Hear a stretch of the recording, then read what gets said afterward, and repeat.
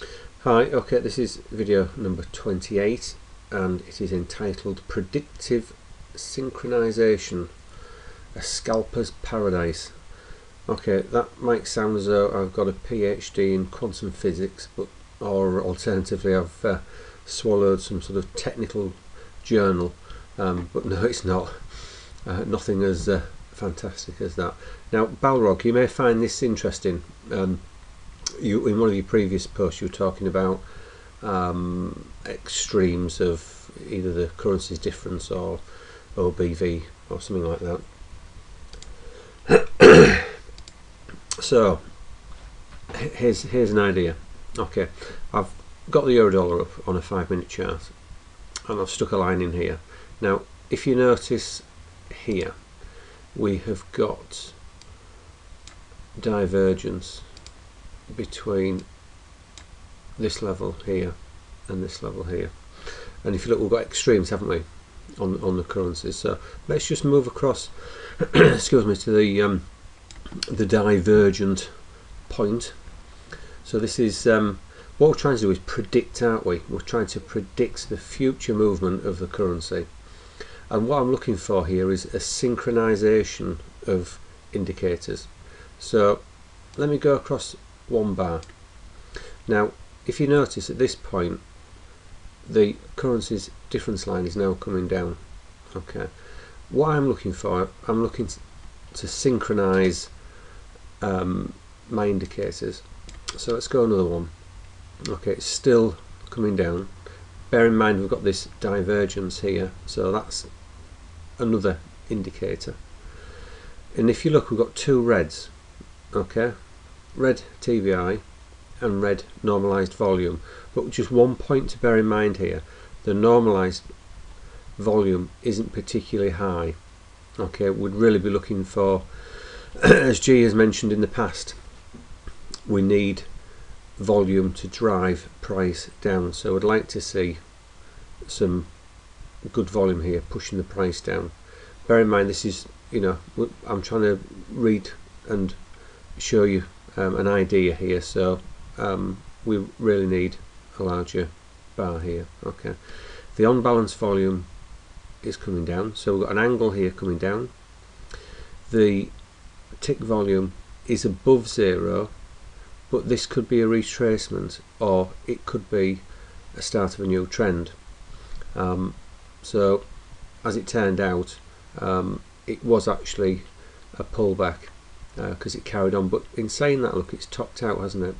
And it did eventually, it eventually came down, and then we had the non-farm payrolls and it shot up and then came back down again. But anyway, that's irrelevant. We're talking here about trying to predict what the currencies are going to do, and we're trying to synchronize our indicators, and we can scalp some pips from this.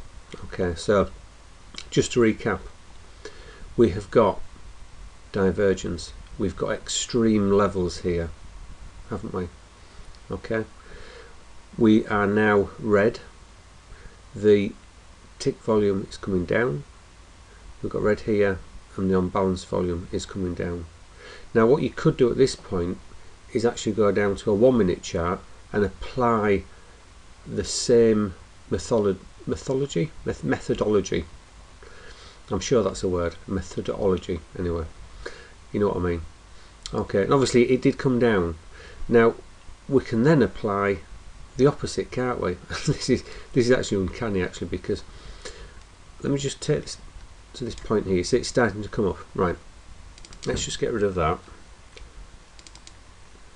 get rid of that, and we'll get rid of that. Okay, well, look what we've got here. Look, what have we got here? We have got divergence again. So why don't we apply the opposite thinking here? Okay, so let's go along one. So what we're looking for now is a pair of blues. Okay, so we've got, right, first of all we've got divergence from an extreme level. We're up trending here, we've got a blue bar, the tick volume has curled over, we're blue bar here. Obviously we're not above any serious volume here, but what time is that? That would be that's 3. So UK time for the London market, that is 10 to 5, because it's 13:15 it says.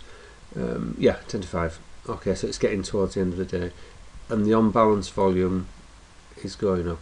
Okay, and of course if we look, it continued, but again we could go down from a 5-minute time frame down to a 1-minute time frame and scalp some pips off this, because we've got everything in our favour. Now J.H. Lewis, you might be interested in this, because as G has mentioned before about trend lines being lagging, this removes the trend line, and it also removes the moving average off the unbalanced volume. So obviously all circumstances vary, don't they? They're all different, but that's the theory.